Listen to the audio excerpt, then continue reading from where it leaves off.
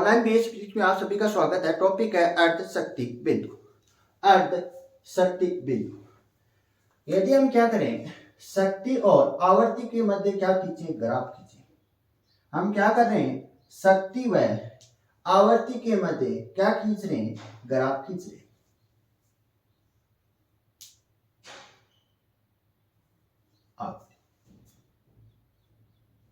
तो औसत शक्ति का अधिकतम मान कहां प्राप्त होता है? औसत शक्ति का अधिकतम मान वहां प्राप्त होता है जब मूल आवर्ती और चालित आवर्ती का मान क्या हो जाए, बराबर हो जाए। इस कंडीशन में औसत शक्ति का मान क्या होता है, अधिकतम प्राप्त होता है।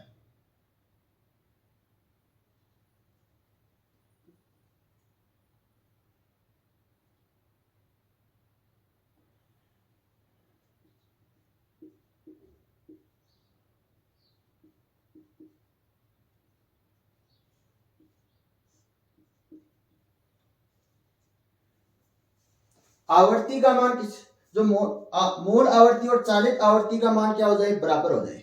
इस कंडीशन में औसत शक्ति का मान क्या प्राप्त होता है, अधिकतम प्राप्त होता है। औसत शक्ति और मूल आवर्ती के मध्य ग्राफ खींचने पर हमें दो बिंदु ऐसे परिभाषित होते हैं। दो बिंदु कौन कौन से, दो बिंदु ए और बी।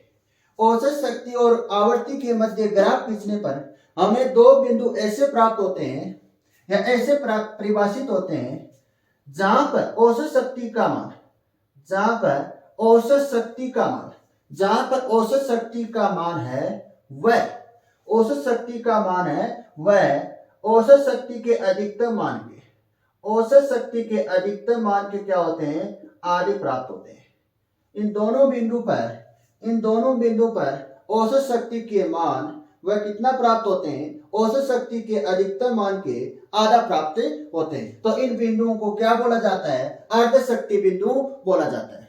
ध्यान से देखना, औसत शक्ति और आवर्ती के मध्य ग्राफ खींचने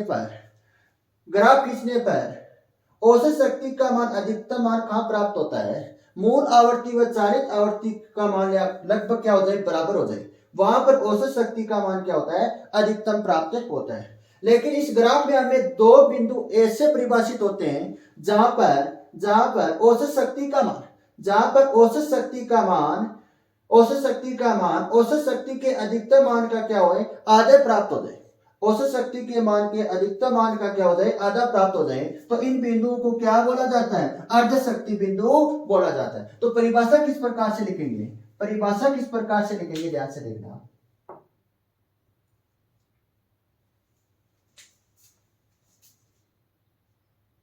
परिभाषा, औसत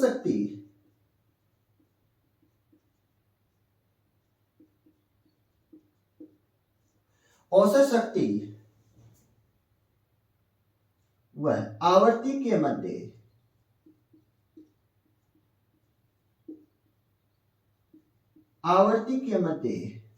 ग्राफ खींचने पर, आवर्ती के मध्य ग्राफ खींचने पर या वक्र खींचने पर, ग्राफ खींचने पर दो बिंदु ऐसे परिभाषित होते हैं। दो बिंदु कौन कौन से, दो बिंदु ए और बी। दो बिंदु कौन कौन से, ए और बी। दो बिंदु ऐसे परिभाषित होते हैं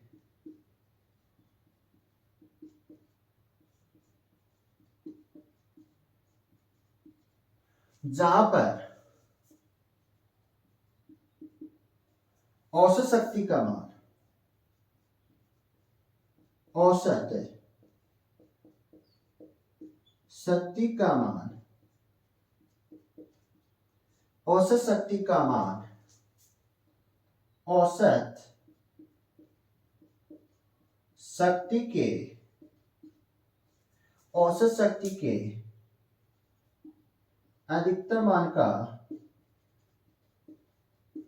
औसत शक्ति के अधिकतम मान का आधा, या कोष्ठ में लिख लेना 1/2, आधा रह जाए, आधा हो जाए।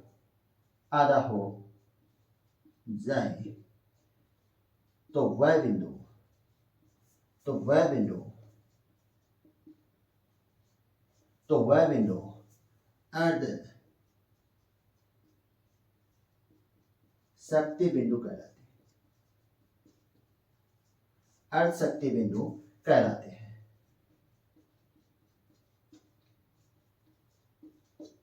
अर्ध शक्ति बिंदु कहलाते हैं। डायग्राम बनाना, डायग्राम के बाद उस अर्ध शक्ति बिंदु की क्या लिखनी है, परिभाषा लिखनी। परिभाषा के बाद हम क्या निकालेंगे, मैथमेटिक्स निकालेंगे, अर्ध शक्ति का मैथमेटिक्स। तो अर्ध शक्ति क्या कहती है, अर्ध शक्ति बिंदु क्या कहती है, औसत शक्ति का मान, औसत शक्ति का मान, औसत शक्ति का मान किसके बराबर होता है, औसत शक्ति के अधिकतम मान के आधा होता है। औसत शक्ति का क्या होता है, अधिकतम मान के आधा होता है। तो हमने पिछली वाली क्लास में समीकरण नंबर 3 और समीकरण नंबर 4, समीकरण नंबर 3 और समीकरण नंबर 5 में जो मान थे, तो समीकरण नंबर जो 3 में था वो औसत शक्ति पीक का मान था। समीकरण नंबर 3 में कौन सा मान था, औसत शक्ति पीक का मान था। समीकरण नंबर 3 देखना, पिछली वाली क्लास में आप समीकरण नंबर 3 को देखना,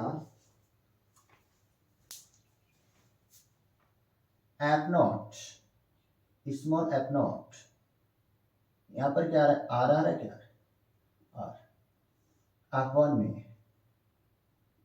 omega naught square upon omega minus omega का whole square plus 4 pi R square 1 upon 2 F naught square upon 4m, यहां पर 4mr। तो ध्यान से देखना, एफ नॉट को क्या लिख सकते हैं, स्मॉल एफ नॉट को लिख सकते हैं capital F naught upon M लिख सकते हैं। स्मॉल एफ नॉट को क्या लिख सकते हैं, capital F naught upon M लिख सकते हैं। तो कैपिटल एफ नॉट का क्या हो जाएगा, वर्ग हो जाएगा, नीचे क्या आ जाएगा, M. Omega naught square upon omega minus omega का whole square plus 4 pi R square 1 upon 8 F naught का स्क्वायर एम आर। तो ध्यान से देखना, एक एम से एक एम क्या हो, यहां पर आर एक एम से एक एम कैंसिल होगा और एफ नॉट से एफ नॉट स्क्वायर क्या होगा, कैंसिल होगा। तो क्या समीकरण बन रही है, तिरछा गुणा करने पर क्या समीकरण बनेगी, एफ नॉट का स्क्वायर अपॉन ओमेगा नॉट का स्क्वायर अपॉन ओमेगा नॉट का square upon omega minus omega का whole square plus 4 R square, मान क्या आ रहा है, 8 आर स्क्वायर। एक आर और एक आर क्या हो जाएंगे, आर स्क्वायर और 8। इस टर्म को क्या करें, इधर पक्षांतर करें, ओमेगा नॉट का square upon omega minus omega.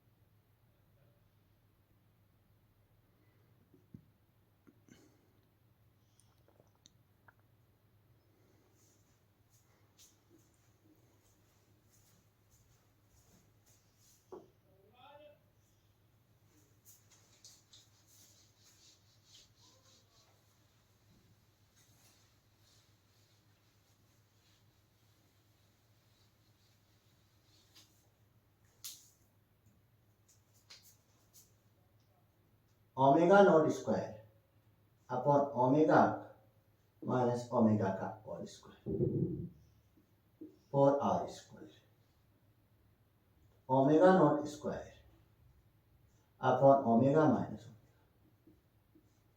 Under root 4 R square, omega naught square omega square upon omega plus minus 2 R, omega naught square omega square बराबर plus minus 2 R omega, omega naught plus omega cosec omega naught minus omega plus minus 2 are. यहां पर क्या रहा है, यहां पर तो आवर्ती का योग हो रहा है और यहाँ पर क्या हो रहा है, आवर्ती का अंतर है। यहाँ पर तो आवर्ती का योग हो रहा है, माइनस का मतलब यहाँ पर आवर्ती का क्या आ रहा है, अंतर आ रहा है। अगर हम आवर्ती का योग की बात करें, किसकी बात करें, आवर्ती का योग की बात करें, मतलब मूल आवर्ती और चालित आवर्ती के योग की बात करें, अगर ध्यान से देखना, जो मूल आवर्ती किसके बराबर हो जाए, चालित आवर्ती के बराबर। योग की कंडीशन, कौन सी कंडीशन है, योग की कंडीशन है। अगर योग हो रहा है तो मूल आवर्ती वो किसके बराबर हो जाए, चालित आवर्ती के बराबर हो जाए। मतलब ओमेगा नॉट किसके बराबर हो जाए, ओमेगा के बराबर। तो इस कंडीशन में क्या बनेगी समीकरण, omega plus omega, omega naught minus omega बराबर 2 plus 2r omega, 2 omega, omega naught minus omega, omega naught minus omega plus minus 2r omega. 2 से 2 कैंसिल, ओमेगा से omega cancel.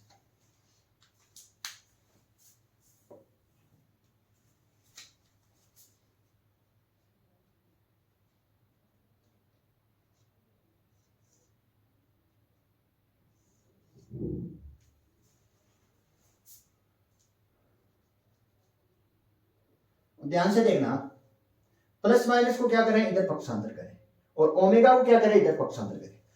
Plus minus are को क्या कर रहा हूं मैं, इधर पक्षांतर कर रहा हूं, और ओमेगा को क्या कर रहा हूं, इधर पक्षांतर कर रहा हूं।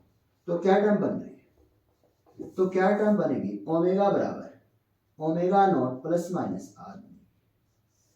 यहां पर ओमेगा के 2 मान प्राप्त होते हैं, यहां पर चालित आवर्ती के कितने मान प्राप्त होते हैं, 2 मान प्राप्त होते हैं।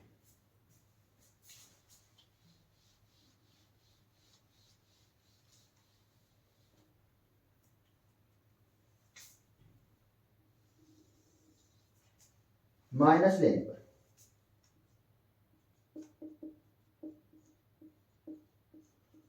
लेने पर ओमेगा 1 क्या बनेगा, ओमेगा नॉट माइनस आर बनेगा। प्लस लेने पर ओमेगा 2 क्या बनेगा, ओमेगा नॉट प्लस आर बनेगा। बेन चौड़ाई आपने ज्ञात की है, बेन चौड़ाई किस प्रकार से निकालते हैं, डेल का यूज लेते हैं। बेन चौड़ाई का किसका सिंपल लेते हैं, डेल का यूज लेते हैं। तो डेल क्या होता है, अंतिम माइनस प्रारंभिक। तो डेल बराबर क्या आएगा, omega naught plus R minus omega minus R. तो डेल ओमेगा क्या आएगा, omega naught plus R minus omega naught plus R. Omega naught क्या होगा, कैंसिल होगा। ओमेगा डेल ओमेगा बराबर क्या आएगा, 2r आएगा।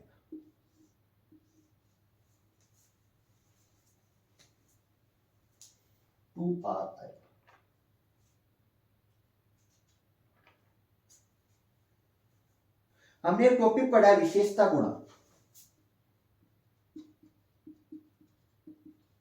विशेषता गुणांक पढ़ा है, क्या होता है विशेषता गुणांक। विशेषता गुणांक क्यू से वेट करते हैं, क्यू बराबर होता है ओमेगा नॉट टो। टो बराबर क्या होता है, टो बराबर होता है 1/2r। टो बराबर क्या होता है, 1/2r होता है। तो क्यू बराबर क्या आएगा, क्यू बराबर आएगा ओमेगा नॉट अपॉन 2r आएगा। 2r के स्थान पर हम क्या लिख सकते हैं, डेल ओमेगा लिख सकते हैं। ध्यान से देखना, यहां पर 2r के स्थान पर हम क्या लिख सकते हैं, डेल ओमेगा लिख सकते हैं। तो क्यू बराबर क्या आएगा, ओमेगा नॉट डेल ओमेगा आएगा। तो क्यू बराबर ओमेगा नॉट डेल ओमेगा क्या होता है,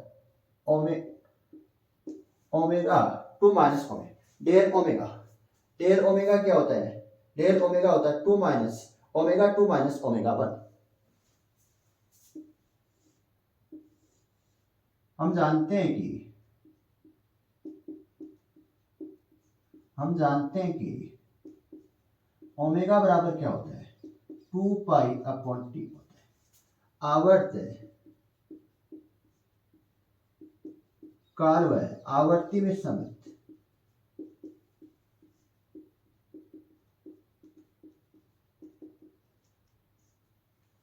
आवर्ती में क्या समान होता है,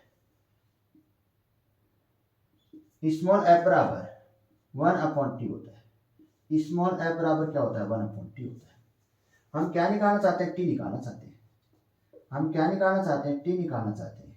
तो टी बराबर 1/स्मॉल एफ। टी का मान यहाँ पर रख देते हैं। टी का मान आपको कहाँ पुट करना है? यहाँ पर पुट करना है।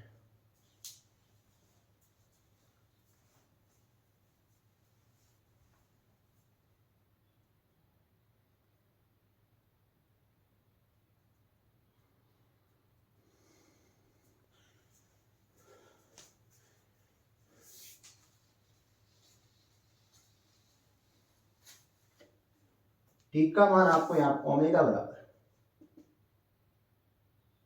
2 पाई 1/स्मॉल एफ बराबर 2 पाई स्मॉल एफ बनेगा। अगर मैं ओमेगा नोट की बात करूं, ओमेगा नोट के लिए लिखे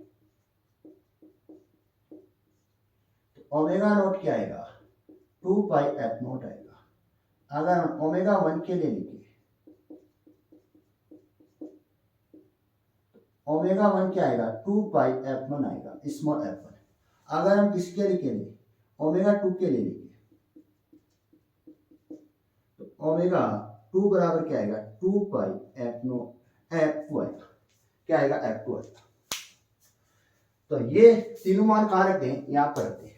ओमेगा नॉट और ओमेगा 2 माइनस ओमेगा। देखो ध्यान से देखना, हमारे पास क्या आ गया? ओमेगा नोट का मान आ गया। ओमेगा नोट का मान क्या है? 2 पाई f0 है। और ओमेगा 2 का मान क्या है? ओमेगा 2 का मान है 2 पाई f2 है। और ओमेगा 1 का मान क्या है? ओमेगा 1 का मान है 2 पाई f1 है।